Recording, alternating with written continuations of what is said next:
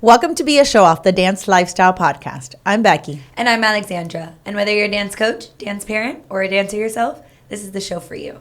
Join us today as we speak with Helen Ortega, former Florida State University dancer.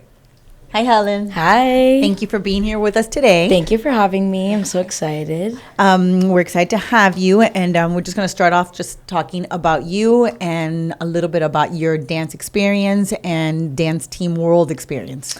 Okay, so I started dancing around 2-ish, 3, like when you could walk, I guess. I started at Ballet Concierto. Oh my God, I danced at Ballet Concierto too. Very, very, very old. I actually hated it. I started crying. I was like, I want to leave. I mean, couldn't really talk that much. I was like, Mommy, take me out. And then I went to Miami Dance Company. I trained there for a majority of my life. That's where I kind of feel like I got a feel for dance team. We trained very strategically and like cleans and stuff like that. I still didn't really know much about dance team. And then a lot of my friends went to Coral Reef, and I wanted to be a cadet, and I tried out for Reef, and then I went to Stars for my junior year, and then I left my senior year because I kind of just wanted to focus on Sabrettes. Then I went to St. Brendan. I was on the varsity dance team 2015 to 2019 for 4 years, and then I was the captain. My senior year was the best experience ever. I loved everything about dance team. We went to ADA, which is the state's competition, and then we went to Contest of Champions. We didn't go to UDA until a year or two after that when I was the coach. I became the coach shortly after I graduated, and I coached until 2022. I was back and forth from Tallahassee to Miami for like a year. And then I just got really hard, the traveling and stuff, but I was still very much a part of the team. My sister was on the team, so I was always there supporting them. Still to this day, I still am. And then I took a year actually off of dance after I graduated. And I was like, I'm just going to go to FSU, do what I got to do for school. And then I heard about Golden Girls, and I was like, should I do it? Should I try? But I was like kind of discouraged because I hadn't trained for a year. And then I was just convinced to like, you never know, just train and do it. Because of the whole game day, all that stuff, I had no education on it. Back then there was not like a game day thing that dance team did. So I self-taught, watched videos. But yeah, and then I became a Golden Girl. I got accepted onto the team 2021 to 2023, which was my senior year. Which is right after COVID. Yeah, right after COVID. So we had the entire audition process online. I think that now, more or less, most teams just do online. It's easier that way. But yeah, we did a jazz section, a hip-hop section, a game day section, which that's a story for probably later. Across the floor, it's like just your basic stuff. And then you get callbacks. So you go through like the second round. Then we had an interview. And then I got called back to redo an interview. So I got kind of nervous. I was like, oh God, like, am I going to get cut? Did I not make the team? And then my coach did like a group interview. And it was her telling us that we made the team. So it was super cool. Who was the coach when you were there? Chassie Ties. Okay. Yes. When you were in FSU your first year, was it regular school or was it COVID already? No, we were already more or less back on track of being in person. Some classes were offered online. So I believe my first year at FSU, I had maybe 1 or 2 classes in person. The rest were online, which I really didn't like. I like learning in person. But it did help with the training aspect. Like if I was like doing online school, like I'd do school from 8 to 12, and then I would just like train until we had practice at like 5:30. So you didn't have an idea what Golden Girls was your first year in college there because there wasn't really games and stuff? No, I think it was, okay, so I got to FSU spring sophomore year. So football had already happened. They were going into nationals already. I had heard of Golden Girls because I had previous like teammates that were in magnet schools that went to FSU and then tried out, and like Angelina Fernandez actually was a Golden Girl. So I had heard a little bit about that, but not too much about it until I really like did my research, looked into UDA. I had always known about UDA, but not in college, only like high school. So it was interesting to learn about that. And then the training aspect of it was completely different than like normal studio and all that stuff. Yeah. And then your experience once you got on the team, what was that like? It was like surreal. I don't know, because I didn't have any expectation going into it, so I think it made it even better. You still have that like, am I gonna have fun in college? Like, am I gonna be like a normal student? I wasn't. I didn't tailgate. I didn't really like have the luxury to like go out as much as my other friends did, but I think it made my college experience better in that aspect, where it was like being a Golden Girl, you're representing Florida State, and I think that's like the highest honor that you could have as a dancer, like representing your school in that state. So I didn't have that much knowledge of it. I went to like their showcases and stuff, and I actually reached out to Chastity like in an email. I was like, hi, like I'm interested in your dance team. Can I audition? She's like, well, we already picked our teams. We're going to nationals, but go ahead and audition for the next year, and we'll see if you make it. Yeah, because that's not normal for like, somebody not trying as a sophomore, so as a freshman. I went to Miami-Dade for my first year and a half, and I finished quick because I either wanted to go to UF or FSU. I didn't get into UF, so I just went to FSU, and it just ended up working out that way. Yeah. And while you were a Golden Girl, you got to do Worlds. What was that like? I did. Worlds was the best. I mean, you don't really like hear too much about Worlds because I think for college it's different. You have to apply and then get selected. So when we got selected, it was right after nationals. So we had like no idea. We were going in for like a team meeting, and my coach was like, okay, we're going to go over like what we saw, or I don't really remember like how she went about the presentation. And it was just like a slide of like Team USA, like the jazz team. And we were like, what? Like, it was crazy. The training was also crazy in the best way possible. We were pushed limits to our bodies and our minds that like we didn't know that we could ever be pushed. And I think that helped me grow and my teammates grow like as humans and as dancers too. The process to get to Worlds was excruciating in the best way possible. And then when we got there, it was just like fun. Like, it wasn't, you don't feel the pressure of like UDA, like you have 2 minutes to be on stage and this is what you've got, and you're competing against all these amazing teams that you've seen familiar like all these years.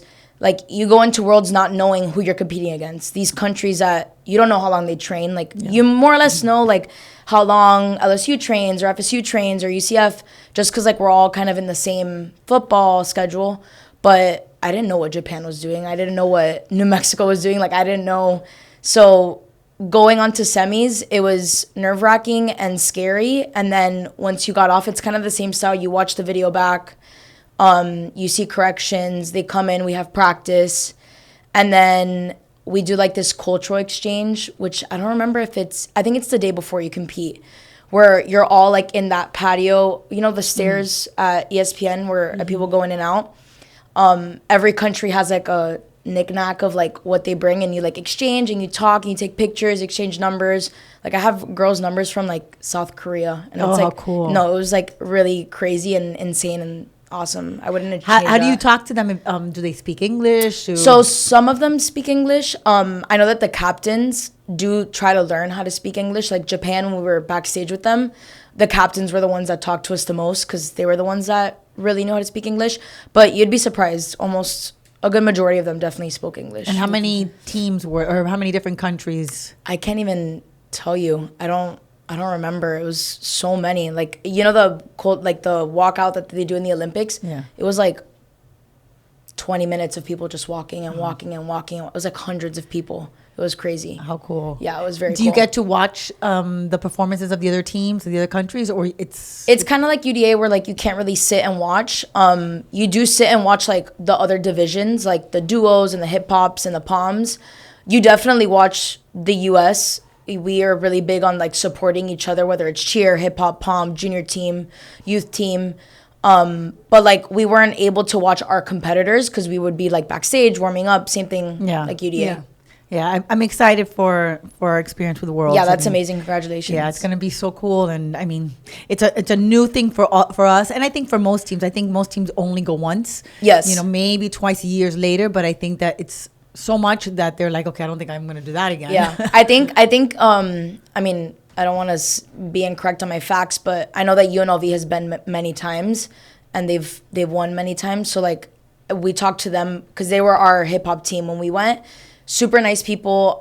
They talked to us about the experience. They helped us through the experience a lot. They're like, we've done this so many times. It's like always an amazing feeling every time you come back. So it was cool to see that the gratitude doesn't change no matter how many times you went. Yeah. And you guys did just jazz? We only did jazz, yeah. And who did pom the year that Our pom team was Hofstra, and our hip hop team was UNLV. Cool. Amazing. That's cool because you get to have a connection Yes. with the different teams. And we still, to this day, like, we all have each other on Instagram. We're commenting back and forth on, like, oh, my God, congratulations. You see where they go. Like, people are, like, sports announcers now on, like, pageants. People are, like, dancing professionally. And it's cool to see, like, the people you meet that once were in your same era of, like, dance are now doing different things. It's really cool. It's just amazing gaining those connections all around the world. Yes. Because like you go to UDA nationals, and of course you meet people from other states, but getting to know the world is incredible. It is. It's very surreal. Like, I still can't, like, I have, like, imposter syndrome thinking that, like, I was ever on that team and I was able to do something so cool like that. And do you still have your warm-up outfit? Yes, I have everything. I have my ring, I have my medal, I have my warm-up. It's hanging in my closet like that, literally. Yeah, we just got some of the gear, and we got the warm-up jacket, and I'm, like, obsessed with it. It's I'm like, crazy. I think I'm going to wear it every day. And we got so much merch. Like, we had, like, I think 6 Team USA shirts. We got red and blue shorts. We were lucky enough that our sneakers were garnet, so they were, like, red, so we didn't have to change our sneakers. We got a backpack that said Team USA. It was so cool. Yeah, I'm excited. We've gotten some of the stuff, and it's when the boxes come in, it's like exciting. It's so exciting. It's like Christmas. Yeah. And It's the especially best. since Nationals is over, like all that ends, and then it's like, oh, we're starting Oh, all you're over starting again. all over again. When I remember we started getting some of the boxes here, and you were like, "Oh, it must be yours," and I was like, "I have nothing." Yeah, And we opened it, and you were like, "Oh my Team USA!" That's so cool. It was so fun. It's the best. It is. I'm excited. I'm excited for the experience. So after we come back, I guess I'll do a podcast about it and, just talk about the craziness. It's gonna be the best. You're gonna feel like another level of like gratitude. It's like everyone around the world is doing exactly what you're doing and has the same passion, and it's cool to like feel that energy. Because sometimes at UDA, I feel like, yes, everyone's there, loves the same thing, everyone's doing the same thing, but it's like you feel more of like a competitive aspect where it's like everyone there is representing something bigger than themselves and like their school, like they're representing like their country. Yeah. So it's like a different feel for sure. No, I can't wait. I'm so excited. Let's go back a little bit to your FSU years. Okay. Because there's a lot of dancers that they want to go to college and they want to dance in college. And I think that from when you started to now, a lot has changed in the college dance team world. So talk about your experience and how you've seen that things have changed. Well, to start, I definitely don't think I would have made the team at this point in time. The things that they're doing now are like crazy, and it's crazy to say that because it was only 3 years ago that I graduated, but they've really raised the bar every single year in the things that they bring, not only like trick wise, but like creativity, costumes. Like, it's all been very exciting to watch it evolutionize over the years. I think that the media too around UDA and dance team has helped it. Also, it has like brought its downfalls, but overall I think that I'm grateful that the media has been able to shape UDA and give its recognition that it finally deserves. Because when I was on the team, TikTok was a thing, Instagram was a thing, but like UDA really didn't blow up, I feel like, until the year after, which is like, almost there. We were almost there. We did get third in jazz my senior year, which was literally the craziest feeling ever, because you feel like you won, as like terrible as that sounds, because like Ohio State and Minnesota are the dynasty, like along with a lot of other schools that have been there for many years. So like to be not only in the top 3 but just in the top 12 period, you've won. No matter where you fall, everyone that's on that top 12, 14, 10, whatever they do that year, depending on how many people they have, I think it's just an honor to be up there with all those people and all that talent. So much movement all the time. So much. Like, you'll see teams that one year will be in 10th and then the following year they're in 3rd. Like, it just moves around so much that I think my senior year we stayed at 3rd in semis. Yes, I think we stayed in 3rd. I could fact check myself, but I'm pretty sure we stayed in 3rd out of semis. And we were like kind of nervous because we were like, okay, well, we're either gonna drop, or we're gonna stay, or we're gonna go up. Either way, it didn't matter because we were in that top 5, and it was the best feeling ever. Yeah. And you guys do jazz and hip hop. We do jazz and hip hop, yes. Yeah. So, and I think a lot of teams, like, they either do jazz, hip hop, or jazz and pom. Yeah. How did you like doing both jazz and hip hop? I loved it. So my first year, I was taken out of hip hop a couple of weeks before nationals because I was a switching alternate. And the girl that was in my spot was nasty. She was amazing. So I was like, girl, take it. Like, I'll cheer you on from the sidelines. But I did take that to heart. And I really do thank my coach for pushing me to that limit. And she was like, you know, you're doing all the things you need to do, whatever, but there's always going to be someone that's ready to take your place. And I think that's, people are like scared to talk about that, and I don't think it's anything bad. I think that if anything, as a dancer, the way that I take it is like, I just have to be better the next year coming around. So my first year I was just in jazz. It was the moment I said it was the black costume, one of like probably my favorite dances I think we've ever produced. It was very like old school contemporary, but like we were starting to modernize it a little bit, and it was really fun.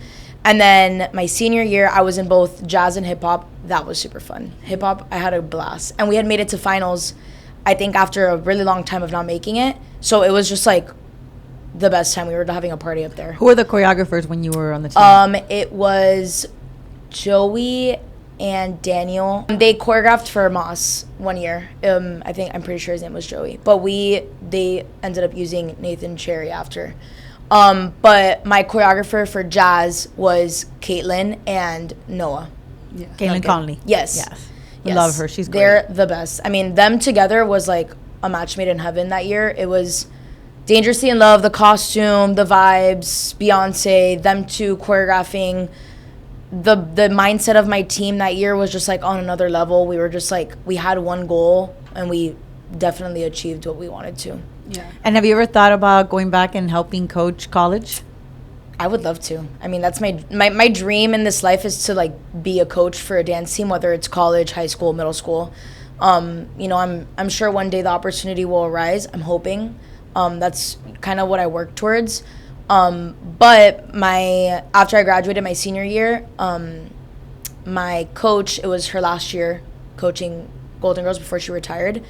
And my teammate was the assistant coach, Cam Kearns. And I was there for like a year, like popping in and out, because I was like, oh, I don't want to leave yet. Like, I want to watch them. So I would like pop into practice and like watch, give some input, but like nothing really crazy.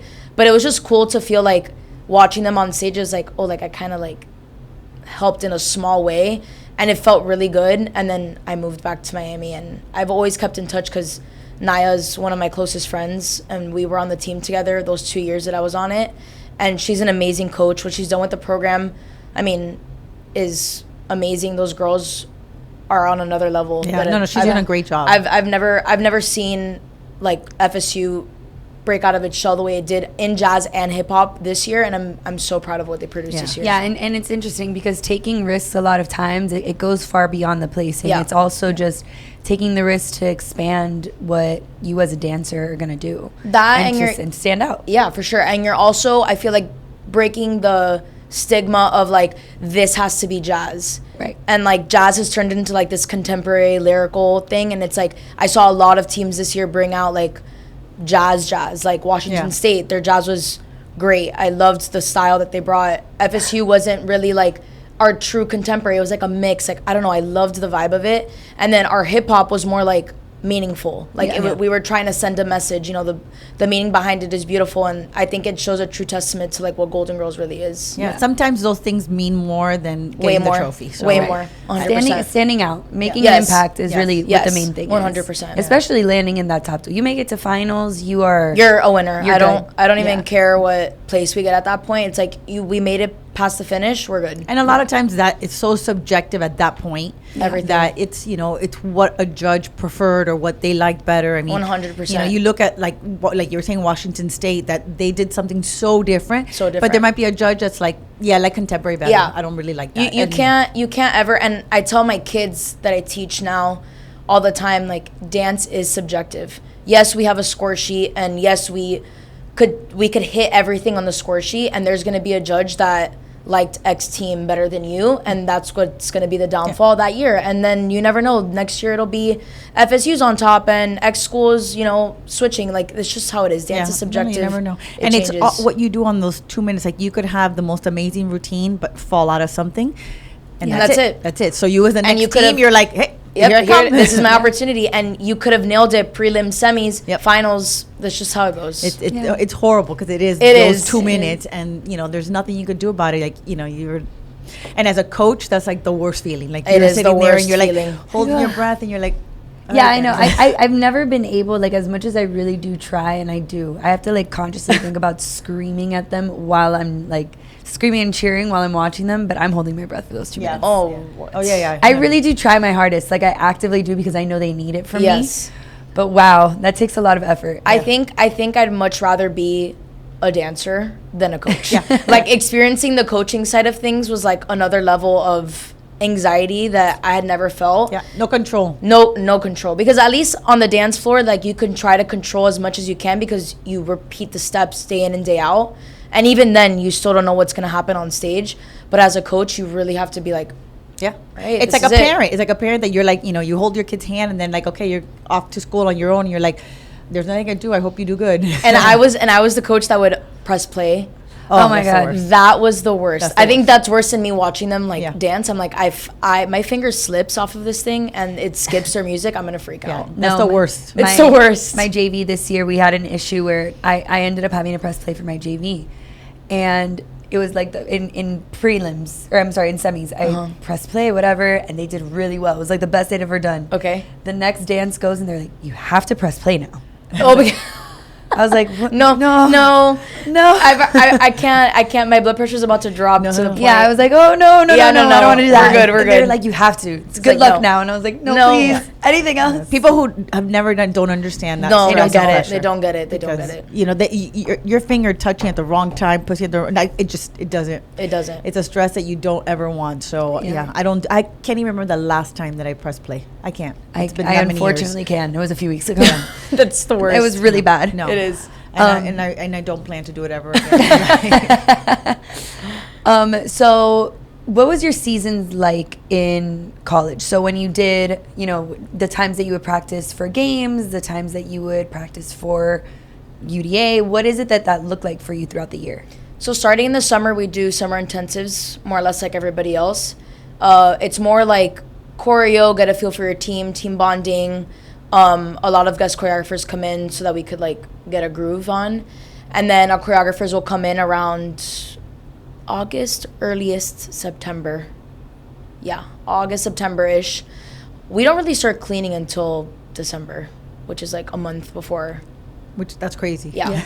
Well, it's because we have football season, and football season, it's, you know, 90% of what you do is game day and representing your school. Our 10% is UDA. So a lot of football, November. There's a time that we're football, basketball mix. So we're doing football games, basketball games, practice for nationals. And then around December is when it cools down that, like, you know, the playoffs are happening. So if FSU doesn't make the playoffs that year, we're lucky where we have time to start practicing. And then we really practice lockdown, a good 2-ish weeks before nationals. And we have 2-a-days. So we'll practice for long hours. We'll go home for break. We'll have like 4 days at home. So we'll leave on the 24th sometimes, or the 23rd. We'll have to be back before the 31st. So whether it's the 28th, 29th, depending on what they say. We spend New Year's as a team in Tallahassee. It's very fun. We get the first off, and then we just keep practicing until nationals. And it's sad, but you kind of hope that the football team doesn't make it to playoffs. Yeah. It's like, I want them to, but I really don't. I would never want to pray on their downfall. We don't, but it's like, okay, now we can practice nationals. Yeah, well, like you get to breathe. We experienced it a lot this year with UM because we would go in and help UM, and it was crazy.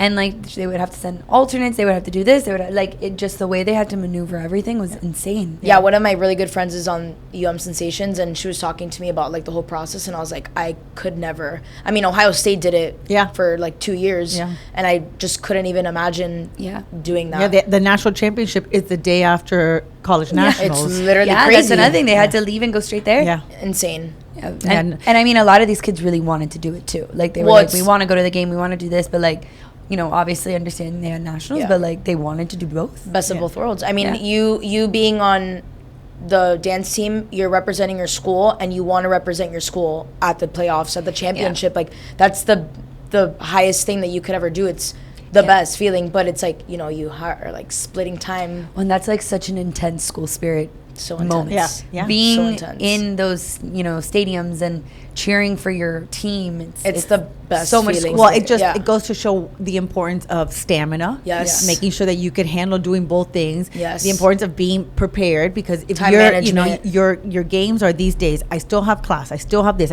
Like learning how to prioritize everything and knowing how to handle everything. Like you can't be somebody who crumbles when too much is thrown at you. So it's great lessons for life. For sure. In that, you know, you learn how to balance a lot at the same time and survive. And it teaches you sacrifice, because really that's what you're doing. You're giving up time with your friends, going to a party, whatever it is. Family time. Family time. I mean, there was a year that it was my senior year. It was my senior year, I believe, that UF played at FSU, but that's the day after Thanksgiving. Mm-hmm. So I spent Thanksgiving in Tallahassee. My family came up and we had Thanksgiving dinner in my apartment. They do that game all the time. Like I know. It's like crazy. I mean, it's fun because like everybody is like, all right, we had Thanksgiving. We're all driving back up to Tallahassee, and all my friends were there. So it was like the best time, and it was my senior year. It was so fun, and it was a cool memory to like have. Like, when can you ever say you had Thanksgiving dinner in your college apartment? Yeah, like, you can't. Like that was so fun. But it goes to show like that was the first time in my entire life I had never had Thanksgiving